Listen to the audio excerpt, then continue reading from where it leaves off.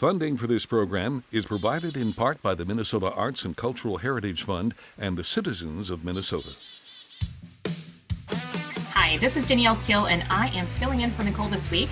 Due to safety concerns, KSMQ chose to film this episode remotely. We'll see you in person next week. Coming to you from 125 Live, our town. The story of Iraqi Minnesotans is as rich as it is diverse. The Rochester Art Center is hosting an exhibit and a cultural celebration to share the story with the community. Here to tell us more is curator at the Rochester Art Center, Zoe Cinel. Welcome. Thank you. Thank you for having me and for highlighting this event that it's really dear to the Art Center. So the celebration will be on July 24th from 12 to 3 p.m. and it will be hosted in our grand lobby. It features several really interesting cultural opportunities for the public to learn more about Iraqi culture. So we will have Iraqi food catered by Al Medina, which is a local restaurant. We will have an artist market with craft and art by Iraqi community members. There will be traditional music, and then others activities such as calligraphy activities for people to learn to write their name in Arabic, and then some more fun things for kids. That's really neat. And the food will definitely be very enjoyable. I know personally, I enjoy Iraqi food as well. What is the goal of the Iraqi American Reconciliation Project? Can you share a little bit more about that? So the Iraqi American Reconciliation Project is an organization that bridges communication, understanding, and support between Americans and Iraqis in response to decades of sanctions of war. So the ultimate goal is to highlight the story of Iraqi that live in Minnesota and in the US, and also bridge the gap with people that still live in Iraq and bring all those stories to an American public to build connections and bridges. Can you share a little bit more about the artists involved in this? The IRP, so the Iraqi American Reconciliation Project, is the sponsor and the organizer for this exhibition that it's called Home of Memories. And Home of Memories was curated by an artistic collective called Carry On Homes, which I'm part of, and with other two members, Shunjie Yang, who's from Malaysia, and Peng Wu, who's from China. And the scope of this exhibition, which is also a traveling exhibition, so we exhibited already in Fridley, and it's going to travel to Duluth and St. Cloud, and then to the cities, to the Twin Cities. So the scope of this exhibition is to highlight stories of Iraqi community members that live in Minnesota through the portraits and quotes. Portraits are taken by two photographers, Jafar Nabi, who's based in New York, but grew up and has family here in Minnesota, and Ahmed Al-Sheikhi, who's based in the Twin Cities. That's amazing. And you had mentioned that there's a postcard which kind of connects the idea of home, which is a central part of this exhibition. What kind of conversations and reflections do you hope the exhibition will foster with these postcards and engagement? So the exhibition has featured portraits again and stories in 3 different languages. So you can read in Kurdish, you can read in Arabic, and in English the stories of the people who were interviewed, and then you can see Jafar's and Ahmed's pictures. But also Carry On Homes is really invested as a curatorial team to engage the public in a more participatory way. So we generally include something for the audience to do as a way of reflecting on the experience of the exhibition. So we have an interactive wall that's called the Home Wall, in which people can take postcards that are provided and then write what means home to them. And then those postcards are hung on the wall on a nice display that looks like a home, and can read about other people's ideas what home is and share theirs. So it's really nice to see so many stories collected. And then another part of this exhibition is a series of cultural artifacts that the community lended us to show more about Iraqi culture and objects that are dear to them. That's going to be a beautiful component to the exhibition. Thank you for sharing more about that. Where can community members learn more and register for the event? So the event again is going to be in the ground lobby of the Art Center. You can find more information on our website, which is rochestercenter.org. Or on our social media, so Facebook and Instagram, there's many informations. The event is free, and we have other events connected with this exhibition. On August 3rd at 6 p.m. we have a virtual artist talk with Jafar, one of the photographer, and Anas, who is like one of the storytellers. Again, the event is free and it's going to be on Zoom because Jafar lives in a different state. So yeah, I hope that everybody can come between 12 and 3 p.m. on Saturday at the Art Center and enjoy some Iraqi food. Thank you so much, Zoe. You're amazing.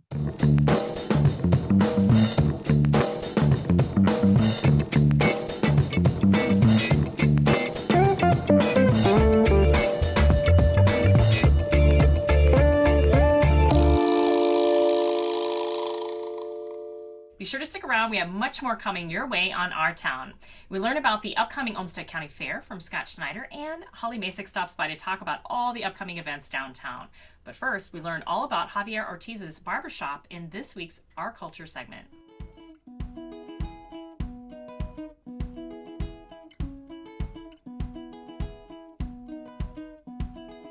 It was 2016, October 1st. That was my opening. And that was the time the Hurricane Maria hit Puerto Rico. My name is Javier Ortiz. I live in Rochester, Minnesota, and I own Javier Barbershop. I started cutting hair 25 years ago. My inspiration was my cousin in Chicago. He was a barber. Something very captivated me about that. And I was going to school at that moment to go to be a paramedic. I finished, but I knew that was not for me. And the way my cousin interacted with the clients and the people, I think that was a very good feeling for me. And I fell in love with the job ever since. I have the experience in New York, where I used to work there. It was 17 barbers working under my wing. And I said, if I change, be working by myself, that's all I want to do. I want to do like a one-on-one client and put more attention to detail to the person. You cannot really replace that. It's more like an old-fashioned way, but in the new era. I feel very comfortable coming here because I feel like it's a more one-on-one experience, and I feel like here it's more home life. I think I learned that from my grandma. My grandma always, no matter what, people come to the house, everybody was welcome. It's in my DNA, it's inclusive me. No matter what, somebody comes over here, I just try to work on it the same way. The haircut is another part of the story, but I believe that you do that to people immediately relate with you. Puerto Rico is a very small island. You can run the island probably 16 hours, probably. If I'm not misunderstanding, I think it's 100 miles long, 35 miles wide. So it's very, very small place. But they have a lot of flavor, that's for sure. You know, there's a lot of beautiful things over there. I live in the south part of Puerto Rico. It's in Juana Diaz. For whatever reason, people have to immigrate for better opportunities. Even though we are U.S. citizens, but the job, they're not really good. They don't pay as good. So the island is so small. So, you know, you have to immigrate to some places, the bigger place, more opportunity, more jobs. I moved here to stay in the 2000, permanently in Rochester, New York. I was living over there for at least 15 years. My wife at that moment, she was a travel nurse. She ended up working here in Rochester, Minnesota. And I fell in love with the place. Like, I really fell in love with the place. And I decided to stay because immediately I really knew it's a very family oriented, it's a good job around, good education, and it is something about this place that reminded me a little bit back home. For example, like the Silver Lake, Where I live, it was a little lake around our home, like a little trails, something like that. Is something reminded me back home, and the mellow part, like this place is very mellow, and I feel very, very, very comfortable in this place. That's why I love Rochester, Minnesota.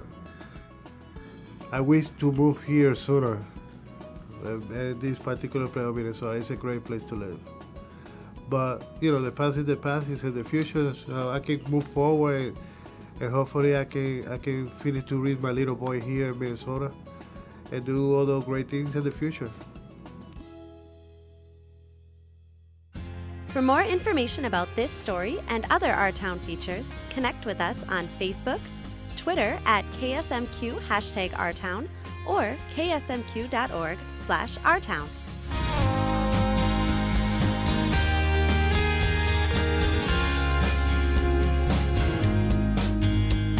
Hi, I'm Danielle Teal, your moderator for the Our Town Spotlight, a brand new segment spotlighting businesses and organizations in Rochester.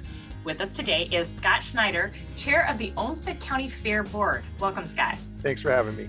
Well, we're excited to have you here because the Olmsted County Fair is just around the corner. So can you give us the details, where it is, how long it's going to be, and what is going to be happening there? We're located at the Olmsted County Fairgrounds in Rochester, across from Crossroads Shopping Center by the big all-new corner on the Cobb Tower that's been all redone. We open this weekend. There'll be some 4-H projects being shown and stuff, but the actual carnival starts on Tuesday. Food roll gets set up Monday and open. Some of them open Monday night, but the rest are all open by 11 on Tuesday. All the exhibits are open Tuesday through Sunday. We have plenty of grandstand events. Tuesday night we have the Gear Daddies. Wednesday night we have Great White and Chris Cozy, the winner of The Voice. Thursday night we have a Fiesta night in the grandstands. Friday night we have bull riding. Saturday autocross. Sunday demos. We have lots to do. We have a free stage in the midway next to the beer garden. It has free music all day, every day. We have tons of different food vendors. We have commercial vendors. We have all the barns with all the animals. We have anything from horses to dairy to beef to goats to rabbits to you name it. Okay, Scott, are you bull riding then? I am not. Maybe the mutton busting. Okay. I might be a little overweight, but.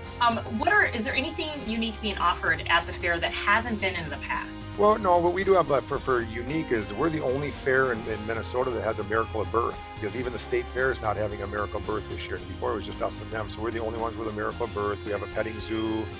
We have a great draft horse show that is a big draw. Besides, the carnival has changed because of the new layout during the pandemic, with that old gravel area getting repaved and used as kind of a park and ride for mail. The carnival used to sit there. Now it's going to sit parallel to Food Row, from Miracle of Birth to the old beer garden. So our parking will be on the outside, and the carnival and the Food Row will all be kind of together in the middle. So logistically, it's going to be better and easier to get around, and less dusty too. That's good. That's always good news. How can people find out more about the Olmsted County Fair? Go to our Olmsted County Fair webpage, and it has everything listed on there. You go to the premium books, and you can look in there for livestock and non-livestock to look at what time shows are for different animals, different projects. They're all shown right on there, and also whatever entertainment we have. Great. Thank you so much, Scott. Thank you. And thank you for tuning in to Our Town Spotlight. This is Danielle Teal, your moderator with KSMQ Public Television. Huge thanks to 125 Live for hosting. They are so amazing. You can also catch up with us on Facebook or Twitter at KSMQ. #OurTown.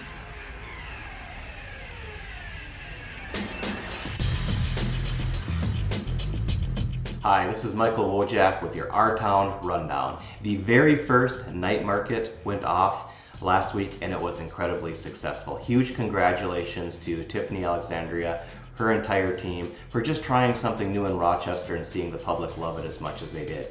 It's estimated that over 8,000 people showed up, which was obviously put a lot of stress on a very small spot, but there are more opportunities to experience the night market. There's 2 more coming up, and you can find that at the link below. I encourage everyone to get out there and support something new. Sometimes when these things become embraced and beloved by the community, they become more of an ongoing fixture, and that certainly happened with Thursdays Downtown. It used to be Thursdays on First or Thursdays on First and Third, and that is going on all summer as well. It's a great opportunity now that we have a high vaccination rate, and we can get out and start enjoying folks' company again. There's live music at lunchtime every day, and then also a couple of times in the evening. I highly recommend that you get out there and meet some of the local vendors and just enjoy people's company again. Also going on this weekend, the movie Zootopia will be playing in Central Park. That is a free event on the evening of July 24th.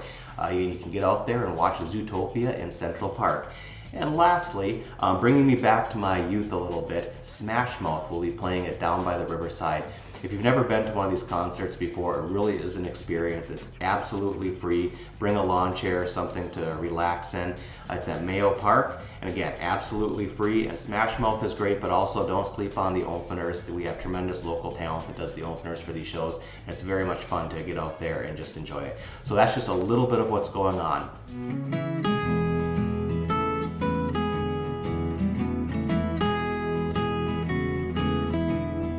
Hi, this is Danielle Teal with Our Town Walkabout. I am at 125 Live right now. We're scoping the scene, checking out what's going on because there's a lot to do here. A lot of our members join for not only the pool, but the fitness offerings, as well as, I think a lot of people don't know the amount of social offerings that we have. The first question is, are you a pool shark? No, we don't play for money down here. It looks like it's a lot of fun. Now, who's winning so far though? Well, the other guy? It's hard to say, you know, you can't let's look at the table and say who's winning. I'm gonna put the 2-ball in this side pocket. Ooh. I need it. Oh my goodness, he is a pool shark. So I do have one question. Isn't that white ball supposed to just be all white? Why are there dots? It's for looks. Oh. And then when it spins, you can tell what the spin is doing. Now we're gonna check out some other areas and see what people are up to. It looks like the Quilters are here and they are putting together some of their quilts. Wow, hello. We are the Castle Quilters. We've been in business since '98, and I have 17 ladies. We meet every Monday from 8 to noon, and we sew mostly for community.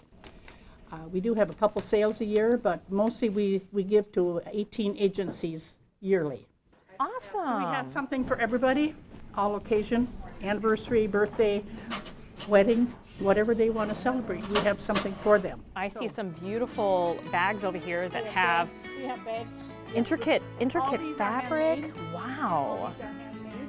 I can already tell you what my favorite is. This one right here. How darling is that? Then it has a little bag to go with it. It's No, only 25 bucks. Not bad at all. I love the patchwork.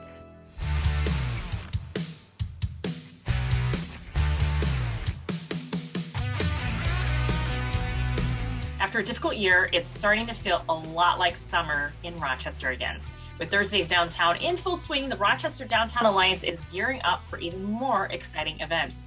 Here to talk to us about those events and continued efforts to ensure safe and fun community events are occurring is Holly Masek, Executive Director of RDA. Welcome, Holly. Thank you so much for having me. Well, we're glad to have you back, and we know that Thursdays Downtown has been in full swing. Can you give us an update on how that's going, the attendance, the vendors, all that good stuff? Absolutely. It's been great. We are really happy with the attendance so far. It's actually been more successful than we even knew to expect, which I think has been happening to a lot of events across Rochester and across the area this summer. We don't have a perfect estimate, but based on what we've seen, we think we're approaching some of our peak numbers from previous years, which generally flux between 15,000 and 20,000 people per an event. Wow, that's a lot of people. It's a lot of people. I mean, we're running the event from 11 a.m. to 8:30 p.m. And so there's a huge lunch rush, and that's more of a downtown working crowd. And then there's a little bit of a lull in the afternoon, but dinner time from, I'd say 4:30 to 8:30. We have 2 bands on each stage. It is packed. I'll send you a photograph after so you can see. We go up to the Skyway sometimes and take photos. Yeah, we'll include it in this as well. We definitely want to see any images that you have of that. Now, I used to be downtown, and I would obviously go and eat, at the vendors. Such an awesome selection downtown. Do you have the same amount of vendors that you've had in the past, or are there more or less? There are fewer vendors this year for a couple of reasons. One, space issues. We had some limitations based on the construction in heart of the city, but when that's done, we're hoping to open up a few more vendor spots. We've got a wait list going of people who want to join.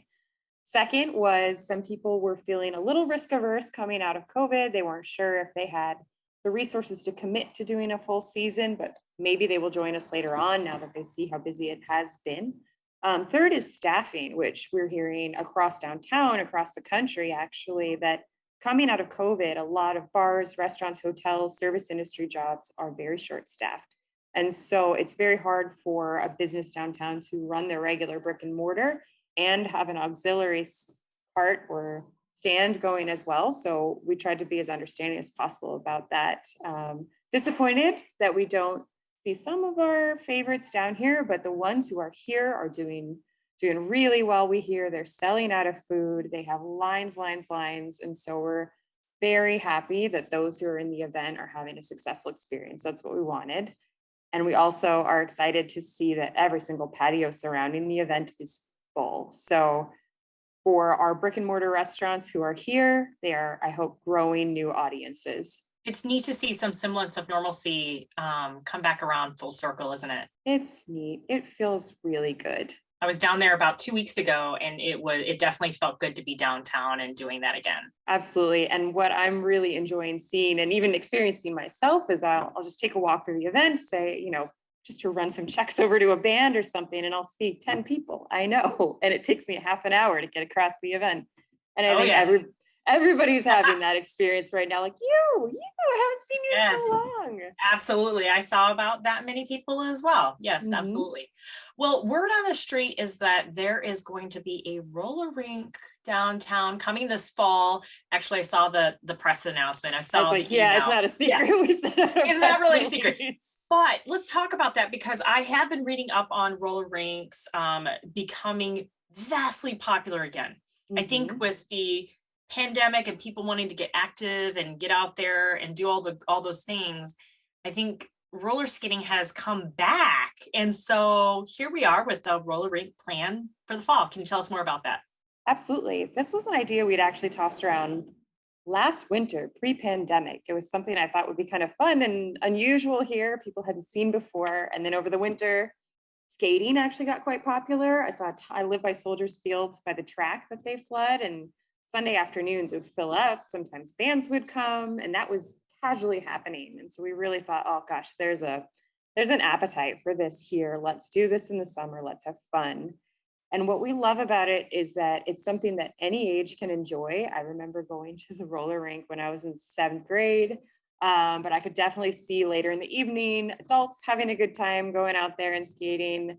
We really want it to be a very joyful event and a very welcoming, colorful, just kind of crazy, exuberant event. So we're anticipating DJs. We might have a band come later on in the evening. We're going to have disco ball, lighting. We'll have skate rentals out there and a rented actual skate floor. So it will feel like a rink when you're out there. And, we're calling it a roller disco. So I anticipate that we will be getting some Donna Summers, maybe some Saturday Night Fever. I don't know. It's going to be really fun, high energy. And we're just really excited to make people smile. How long will it be out there? And where is it going to be exactly located again? TBD. So we have two possible locations. The original vision was to do it on Broadway, which we've been trying to sell people on. We know that's makes people nervous, but it would be really impactful to shut down the main road and just have all these lights all over Broadway. Peace Plaza might be a lower hanging fruit, which we may do. Instead, it kind of depends on who our main partner is, who signs on and where they want us to put it. We're also trying to gauge crowd size. If it's a really big crowd, it'll be easier for us to keep them contained if we do it in Peace Plaza. We are planning on a one-day event with different blocks of hours for kids and families, teenagers, and then adults later on. I think we have the rink for 2 days though, in case of a rain date. So there may be opportunities for us to expand the programs a little bit longer if we don't end up needing that rain date. We are working those details out right now. But for all of your listeners, if someone is excited by this idea and wants to sign on as the presenting partner, that opportunity is still open. Cool. Well, I'm going to have to get some practice in because I don't know how to skate. I've tried numerous times. I'm usually the person clinging to the side, waving at people. Well, there will be railings, but I will also teach you. Okay, cool. I'm a really good rollerblader. Yes, we'll do a walkabout together. That would be fun. Okay. Okay, so last question, what other events are happening with RDA in the plans? What's in the pipeline? Absolutely. So Movies in the Park is ongoing. The next one is this Saturday with Zootopia, and then we have 2 more after that. We'll also have Dogs Downtown in September. We're excited for that roller disco in October. Then we have some of our holiday favorites. Here Comes Santa Claus, Small Business Saturday. But something new this year, or newer, Hiawatha Homes Festival of Trees worked with us last year to put some of their decorated trees in a few of our vacant storefronts downtown. I think we had about 30 trees last year.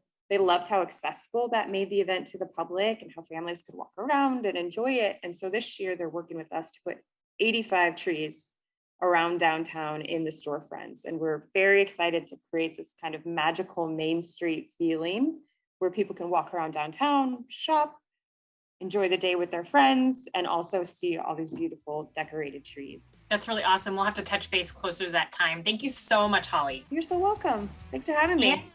Awesome. Yes. Thank you for joining us today. For more wonderful content produced right here in Rochester, please be sure to check us out on Facebook and Twitter at #OurTown. Be well and stay safe. See you next time on Our Town, the show about Rochester.